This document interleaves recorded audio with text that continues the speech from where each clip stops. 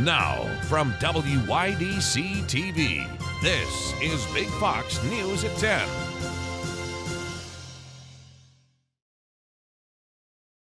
Good evening, I'm Anna Manuel. A massive fire breaking out overnight in an area just north of Corning. It happened on Denmark Hill. We know the fire was contained on the hill by Corning firefighters, and the exact cause of the fire is under investigation.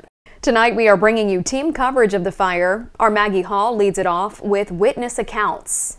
Today, Denmark Hill behind me is still, but last night it was alive with the flames of a wildfire and the lights of firefighters working bravely to extinguish the blaze, while many Corning residents came out of their homes to watch from below. Today, we bring you the first-hand accounts of some of those witnesses.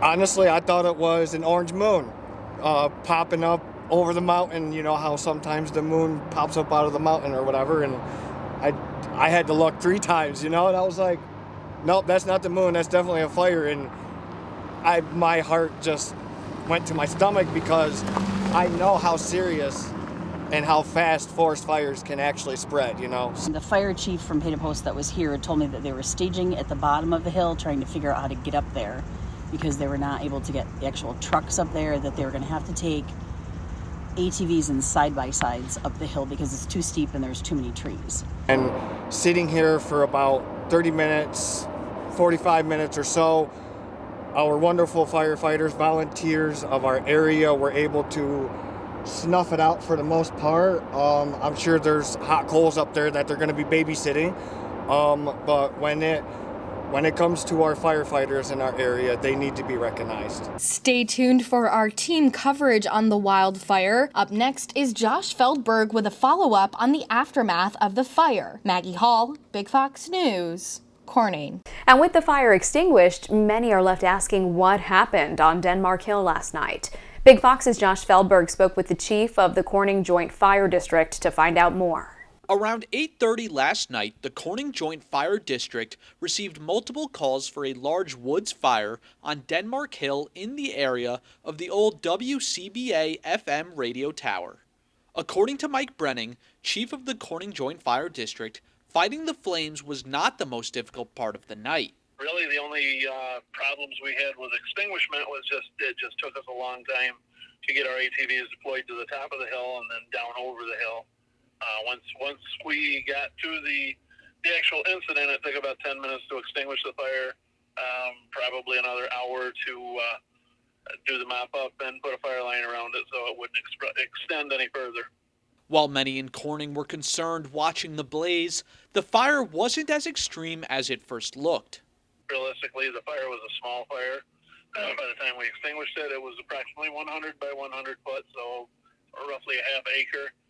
It just looked spectacular because of it being a nighttime fire. As you can just about make out behind me, there's a large blackened circle left behind from the fire on top of the hill. Firefighters were able to contain the blaze to a 120-foot by 120-foot area just beneath the radio tower. Although there are many theories floating around about the cause of the fire, an official cause has yet to be determined. At this time, it's under investigation, but we really don't have a cause at this time. Josh Feldberg, Big Fox News, Corning. Cooler weather and some much-needed rain could be moving into the area at a much-needed time. Let's go to meteorologist Alyssa Triplett now for the latest. Alyssa? As winds were easing today, it did see the reduction of that fire concern. But looking at the middle of the week, we did have those stronger wind gusts getting upwards of 20 to even 35 miles per hour, heightening those fire concerns with those warm temperatures and those dry air conditions. But speaking on those dry air conditions, we also see an improvement in that as we even look at the forecast into the weekend to keep our dew points into those upper 50s, which improves fire concerns, but also will give us some rain chances. And I'll have more details on those chances coming up here in a few minutes. All right, thanks, Alyssa. Turning now to a sad story from Ithaca. A freshman student at Cornell was found unresponsive and later pronounced dead in his residence hall, according to the university. Matthew Friedman was a first-year biology student and volunteer EMT in his hometown. The cause of death remains unknown at this time, and the Ithaca Police Department is investigating the death. Federal agents charged a 21-year-old Air National Guardsman today. He's accused of retaining and transmitting classified documents and key national defense information in what some U.S. officials have called the worst leak in decades. Jack Teixeira was in court in Massachusetts in handcuffs and a prison jumpsuit. Madeline Rivera reports from Washington.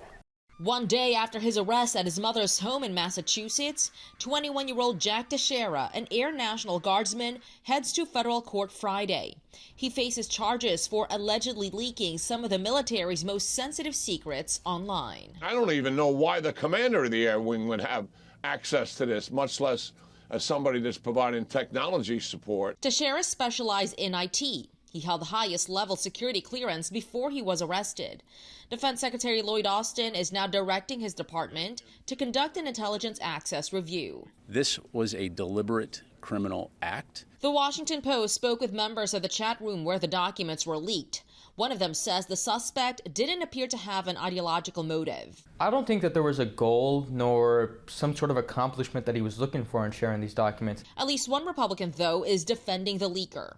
Congresswoman Marjorie Taylor Greene said on Twitter, Jake Teixeira is white, male, Christian, and anti-war. That makes him an enemy to the Biden regime. But most lawmakers have been denouncing the leak, which included information about the war in Ukraine and intelligence about the United States partners and adversaries. There ought to be bipartisan condemnation for what this young man did. It's unclear if others may have been involved in the leak. The Pentagon says the investigation is continuing. In Washington, Madeline Rivera, Fox News. As the abortion debate reignites on a national level, a 6-week ban was signed into law by Florida Governor Ron DeSantis. Alexandria Hoff has more from Washington. The nationwide abortion fight heating up once again. Florida Governor Ron DeSantis signing a new 6-week abortion ban, giving him a key political victory ahead of an expected run for the White House next year.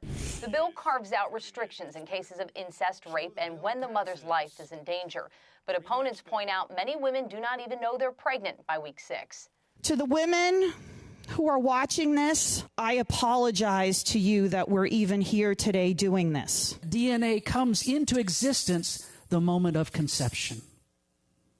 From that moment, 2 people now exist. The bill was signed just hours after the Justice Department announced it was asking the Supreme Court to weigh in on a pharmaceutical fight.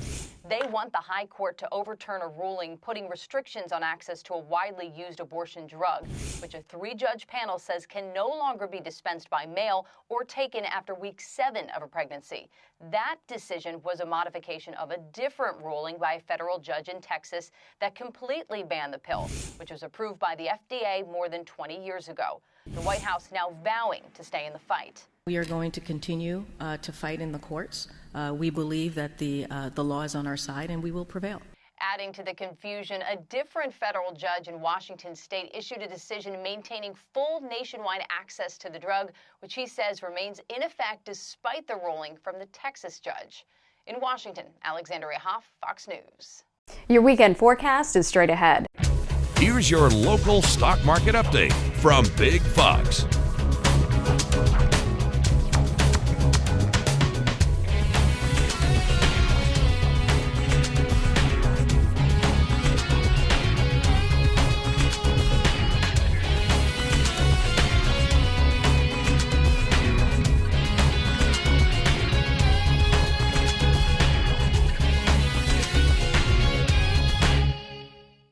Now, your Twin Tiers forecast from Big Fox. Good evening. I hope you've been enjoying this beautiful week, as not only have we felt spring-like but near summer-like, from a comfortable 56 degrees on Sunday to turning around those temperatures 70s, 80s, and now we're flirting with that 90-degree threshold, just a degree off from it. We'll wait for those official numbers, but noting that we had record potential on the board both Thursday, which we saw several records across southern New York broken. Again for Friday, that was made as Elmira just needed to climb to 82 degrees, and that looks looks possible. Did we hit the 90-degree threshold? We'll look for those official reports to continue to come through. But overall, many of the records across, again, southern New York were smashed with this summer-like heat in place. Now, we continue that as we roll into our Saturday, but we're talking some changes. A very warm start to the day at 58 degrees will usher us into our Saturday, allowing for temperatures to hit 80 degrees. Look at our average highs, 58. That's where our low is at. So when you wake up Saturday morning, that's where we should be into the afternoon hours this time of the year. But we're going to be able to hit 80 degrees. But what is in place is that we are starting to see some moisture work its way back into the atmosphere. As mentioned, we've had some drier air and windy conditions early in the week that were bringing some fire concerns. Now we're looking at some storm concerns in place. Now, throughout our afternoon hours, that's where we're going to see that a low pressure system spinning its way just along the coastal areas of the East Coast is going to bring in some scattered thunderstorms. So keep yourself weather aware if you are going to try to get out and enjoy the morning hours. The afternoon, there will be that development, so always keep that ear to the sky, and if you hear thunder roar, head indoors.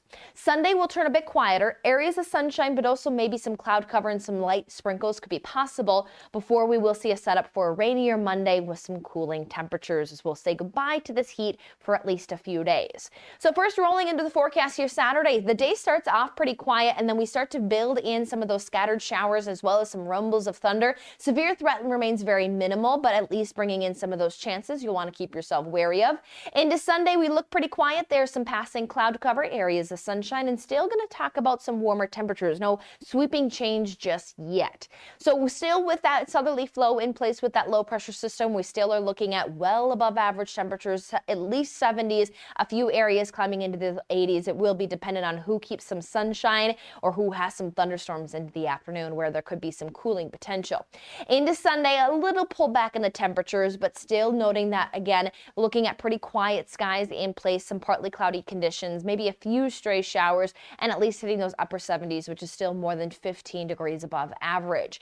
We'll head into that Monday forecast with needing that umbrella and watching temperatures pull back to at least start off the work week. But by the end of the week, we will see some slight warming, but could be tracking another round again of some rain showers. So starting to trend to feel more summer-like, but definitely feeling summer-like with these storm and rain chances.